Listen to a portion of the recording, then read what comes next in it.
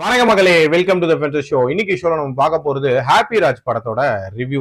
இந்த படம் தந்தை பாசம் அப்படின்ற ஒரு கான்செப்டை மையமா வச்சு அமைக்கப்பட்ட படம்.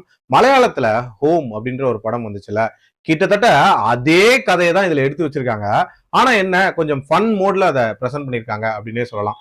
கதைன்னு பாத்தீங்கன்னா, நம்ம ஹீரோவோட அப்பாவை எல்லாருமே குதிரை முட்டைன்னு கலாய்க்கிறாங்க. அதனால ஹீரோவையும் குதிரை முட்டையோட பையன் அப்படின்ற மாதிரி கலாய்க்கிறாங்க. இதனால இவரோட லவ்வுமே ஆரம்பத்துல ரிஜெக்ட் ஆகுது. சோ எப்படியாவது ஒரு நல்ல பொண்ண தன்னோட அப்பாவோட ஐடென்டிட்டியை மறைச்சு லவ் பண்ணணும் அப்படின்ற கனவோட பெங்களூருக்கு போறாரு. அங்க கௌரி பிரியாவை லவ்வும் பண்றாரு.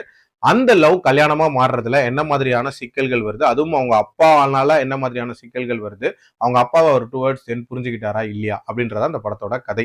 ஒருத்தரோட வெளித்தோற்றத்தை வச்சு ஒருத்தங்களை எடை போடக்கூடாது அப்படின்ற மாதிரியான ஒரு நீட்டான மெசேஜ் இதுல கன்வே பண்ணிருக்காங்க.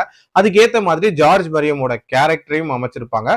அண்ட் ஆல்சோ அவரோட பிளாஷ்பேக் போர்ஷன் அண்ட் ஒரு சில எமோஷனல் மூமெண்ட்ஸ் அப்படின்றதெல்லாம் இந்த கதையில நல்லாவே ஒர்க் அவுட் ஆயிருந்துச்சு.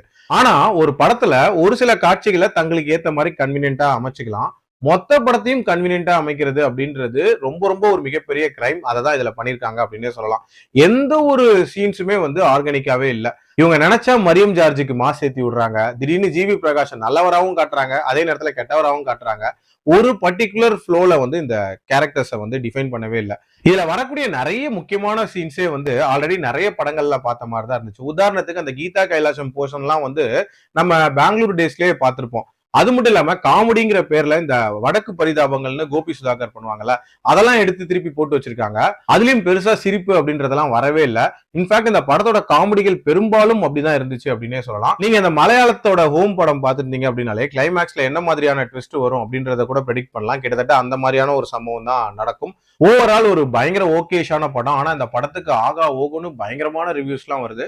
சோ உஷாரா இருந்துக்கோங்க. என்னோட rating 2.5 out of 5. Adult content எல்லாம் பெருசா இல்ல, தாராளமா பார்க்கலாம். மீண்டும் அடுத்த விமர்சனத்தில் சந்திக்கிறேன். நன்றி, வணக்கம்.